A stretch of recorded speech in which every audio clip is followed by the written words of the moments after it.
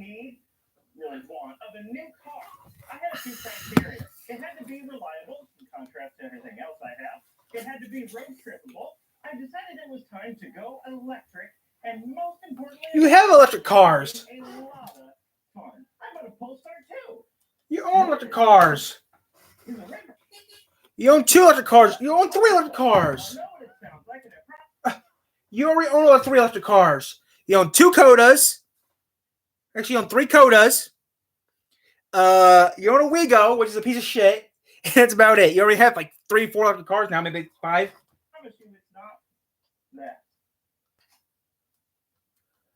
Polestar started in 1996 as a Swedish touring car racing team. They had close ties with Volvo, and over the years there have been some very special Polestar edition Volvos. Think of it as AMG as to Mercedes. In 2015, Volvo outright purchased Polestar Performance, and then in 2017, the company that owns Volvo, Geely, decided they were going to spin off Polestar into its own separate car brand, focusing on premium performance-oriented electric cars. The Polestar 1 wasn't electric, it was a hybrid, but this is electric. So that's what we have here. Polestar is Chinese. Volvo, I swear. Despite having a Volvo steering wheel, the Volvo blinkers, Volvo styling, and many other Volvo parts, including the seatbelt buckle that says, since 1959. You know, the year that Volvo invented the seatbelt. This is the Polestar 2, so called because it's the second model from Polestar. Would you like to guess what the third model is going to be called? Here's a direct quote from their website. Polestar 3! That what comes after 1 and 2 is indeed 3. Polestar, I mean this in the most constructive way possible. That's stupid. So it's smart. And the model name is just the number 2. But actually, according to the title and other documentation, the model name of this car is Polestar 2. So welcome everybody to the Polestar 2. As you might expect from a brand new car brand trying to make its mark on the general public, this car features loud and prominent branding. I'm lying. The only badge on the back and the front of the car is this Polestar badge, which is body color, so no one can see it, and no one knows what it is anyway. I see people staring at this car all the time trying to figure out what it is because they don't recognize it. It kind of looks like a Volvo, but also doesn't look like a Volvo. And the only place on the car it actually says Polestar or 2 is right here. I've had my double Polestar single 2 for just about 5 months, and in that time I've put just over 18,000 miles on it. I've been driving it a lot because I like it.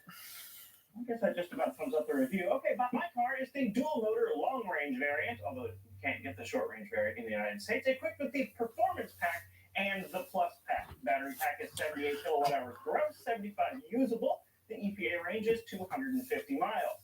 The front electric motor is 150 kilowatts, and the rear electric motor is also 150 kilowatts. If you get the single-motor variant, you just get that front motor, although they've spiced it up a little bit to 170 kilowatts. Just via software, it's the same physical hardware. That means total combined power of my 2 motors is 300 kilowatts. In equestrian, that's 408 horsepower. Torque is 487 pound-feet. And the 0 to 60 time is, let's find out.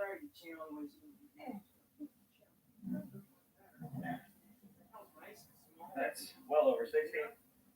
But that says 3.6 seconds. I don't believe it. Polestar claims 4.5 seconds, and I think it does a little bit faster than that. It doesn't do 3.6 though. So if you guys are new to the channel, it's not slow. We do tons of things on this channel. Just yet, there is a performance update. Making myself dinner. Yeah, I ate dinner earlier than anyone else. I ate dinner around 2 o'clock. Software update that adds 50 kilowatts. That's 80 horsepower from a. I actually told no one. It takes total power to 350 kilowatts, and it takes torque to well beyond 500 pound-feet. Like I said, it's not available in the U.S. yet, but it is available outside the U.S. for any dual-motor Polestar 2. So you can bet as soon as that becomes available to me here locally, I'm going to be buying it, because that's amazing. Performance Pack, mine has it. That gets me these big, spicy wheels, these big, spicy Brembo brakes, manually adjustable airlines dampers. I mean, you have to take the wheel cover off and adjust the knob on them. How cool is that? And most importantly, gold seatbelts. Let's be honest, this is at least 90% of the reason I opted for the Performance Pack. I mean, yeah, Erlin's dampers are cool and all, but look, as you would expect, yellow seatbelts. EV, this does the fast very well, but it also excels at the not straight really well. This thing weighs almost 5,000 pounds. This means it is pretty much at 5,000 pounds, and it's built on the same platform as the Volvo C40 and XC40.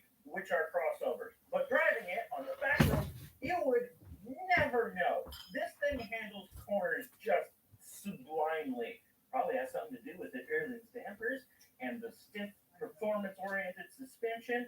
This thing is stuck. It corners flat.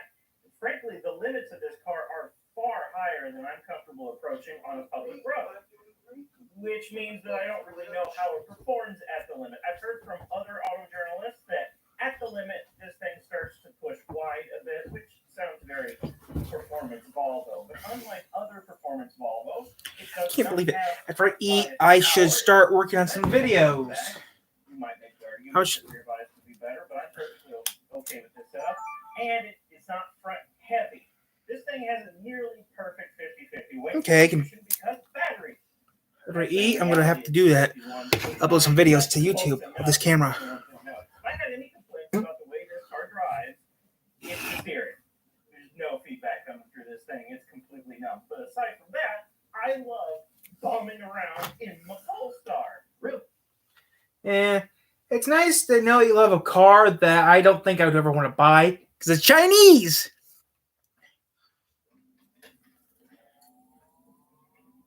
How do they make Starbursts taste so juicy? I don't know. But you just asked the whole universe. Humans are asking for juice. You guys are stupid.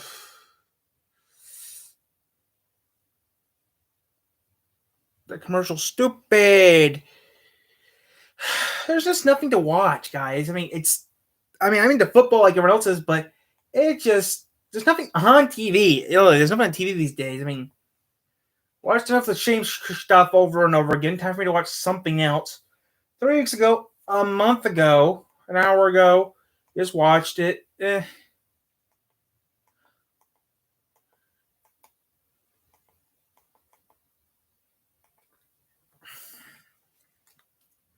about to show you not only looks like a snail, it was designed to. It's a Nissan S-Cargo.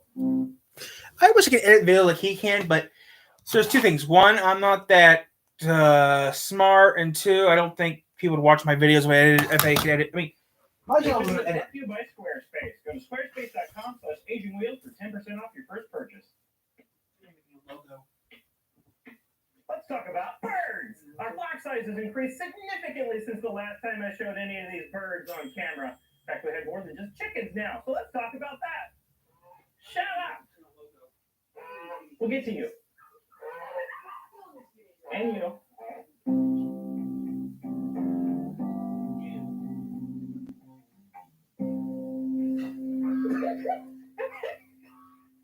Now, birds. Come here. I'll pick you up. I'll use you for presentation. We started out the year with, I believe, 9 chickens. Now we're up to, I think, 20 or 21 chickens, 2 geese, and 5 turkeys. Might as well start out with the geese since I managed to catch one this morning. We have 2 African geese. They're only 3 months old, thereabout. Started out as 1 goose, and turns out goose are very social creatures. I'm getting to you. Hold on. Geese are very social creatures, so we had to get a 2nd goose, and we got them as guard geese. And the biggest thing you need to know about African geese is that they never shut up. Isn't that right? We think, we're not sure about this, but we think that one's a male and this one's a female, although we have no real way of knowing without probing their buttholes. And I'm not going to do that. So for now, I'm going to assume this is a female and that's a male, and we have nicknamed them Hank and Peggy. And I put in this little... There we go. And I put in this pond for them. It's just a rigid pond liner. I started making a filter. In fact, I did make a filter. It's like the 3rd iteration. And it turned out terrible. So I just gave up on that and leave the water stagnant. It smells terrible in there right now, and I try to clean it out about once a week.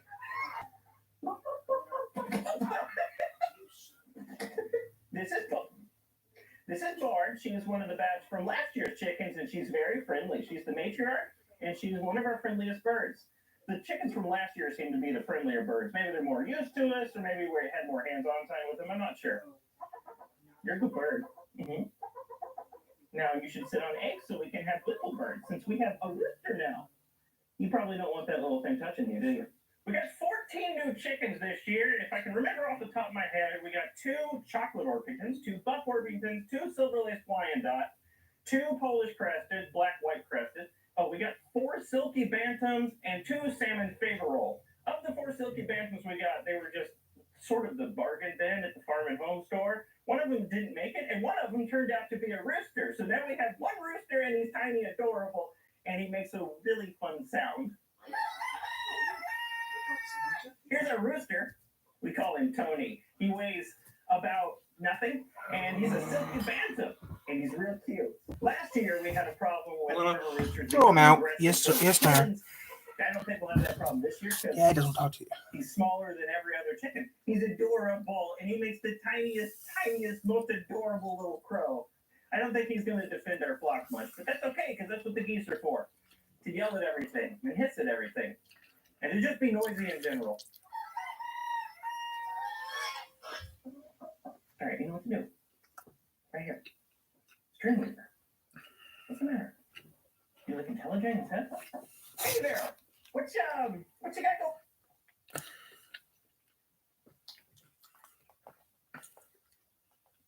These are good hot dogs. At Kadostic says, hey, Aging Wheels, can you please do a video on the tools you use? I know you're a big Ryobi guy. I'm getting more into working on cars and would like to know what you use. What? I'm a big Ryobi guy? What gave you that idea? Oh, I think I get it. Yeah, sure. Let's talk about my tools. What I have, why I have it, and maybe I'll give you some useful tips and recommendations along the way. Oh, I doubt it, because what do I know?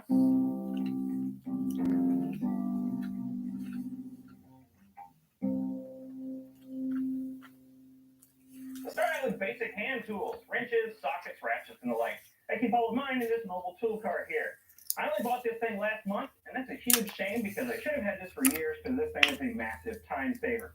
Instead of spending all of my time going back and forth from whatever car I'm working on to the toolbox to get one socket, and then having to go back to the toolbox because I got the wrong size socket the first time, and then ending up at the end of a job with a pile of ratchets and sockets and everything in random places all over the shop, I can just wheel this over to wherever I'm working, grab whatever I need out of it, use it, and as soon as I'm done using it, I can put it right back where it belongs so I don't end up with tools scattered all over the shop. Even if you work in just a one-car garage, I would highly recommend picking up a mobile tool cart like this.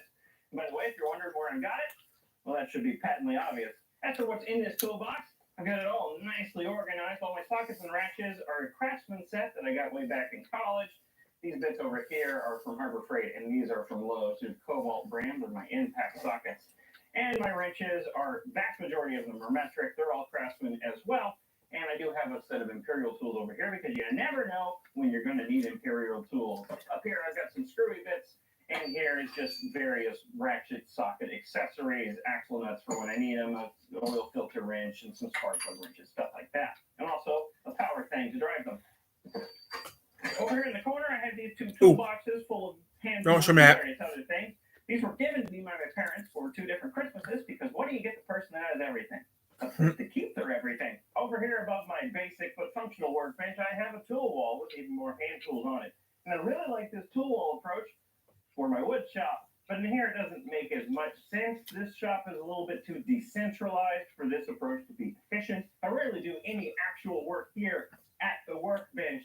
So these tools I end up taking them off and then just scattering them around the shop somewhere and never putting them back properly. So I think in the future, I'm going to rebuild this workbench, replace it with something that's a bit nicer looking and has drawers in it, and get rid of this tool wall entirely. Over time, I've collected a small number of specialty tools. Each task requires a different set of tooling.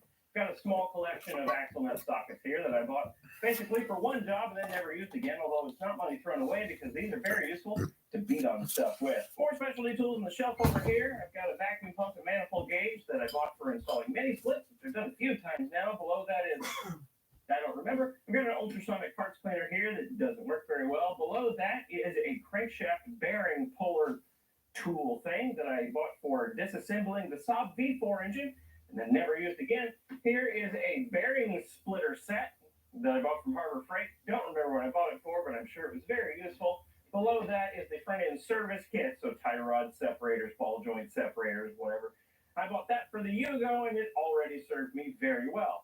It scared the crap out of me, but it served me very well. And below that is a giant soldering iron that I have barely used. In this dark chasm behind me is my wood shop. Lots of interesting tools to talk about in there, some of which I improved or made entirely myself, but that's a discussion I'll leave for a video on my second channel. I'll keep this video focused on automotive-related tools, or just whatever's in my main shop. I do have two Benchtop DC power supplies. This one's branded as a tack life. It maxes out at 30 volts and 10 amps. I bought it off Amazon. I'll have a link in the description to that. I do recommend it. This one, I don't remember the brand name on. It maxes out at 150 volts at 2 amps, and I paid nothing for it. Backyard Scientist, Coke and Mentos, YouTube. I have no idea how a mistake like that happened. It's not like it was sent in place of something else. Hey guys, it's just dinner time here, guys. It's 2 o'clock. We're at time I have dinner, and just watching YouTube videos. I was surprised today. I did some gaming today, which was later than usual. This gaming video did pretty well. So today I'm just gonna eat some lunch, eat some dinner, and who knows what? Maybe do some more stuff. I'm not sure yet. I'm still thinking about what I'm gonna do. If you have an idea for something, put it in the chat. I'd love to hear guys' what ideas.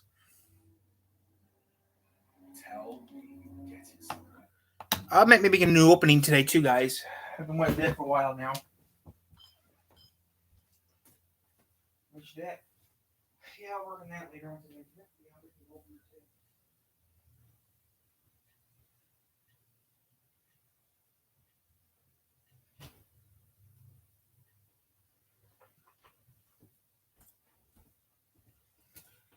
That's what I'll do today. That's maybe I'll do it in a little bit. Maybe after make dinner, I'm gonna make a new opener. Yeah, that's what I'm gonna do later. Make a new opening. If you don't know what this would be, though. That's not surprising given the sample's behavior. I've never seen such. Welcome everybody. Today we're putting a new spin on the old Diet Coke and Mentos trick, but instead of using Mentos, we're going to be using an ultrasonic cleaner. A fellow YouTuber, Lindsay Wilson, tipped me off to this trick. I'm going to be doing a bunch of different experiments today, like trying to see if I can drop the cork out of this champagne just by placing it in the ultrasonic bath. We'll be able to record everything using the new Kronos high-speed camera system, which just launched on Kickstarter, by the way. So the first thing I want to try is comparing the reaction to the ultrasonic cleaner method to the classic Mentos and Coke.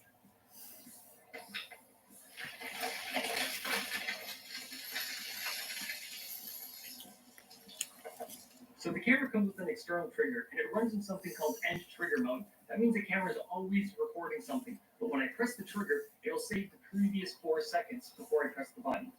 The ultrasonic cleaner was way more powerful than the diet soda.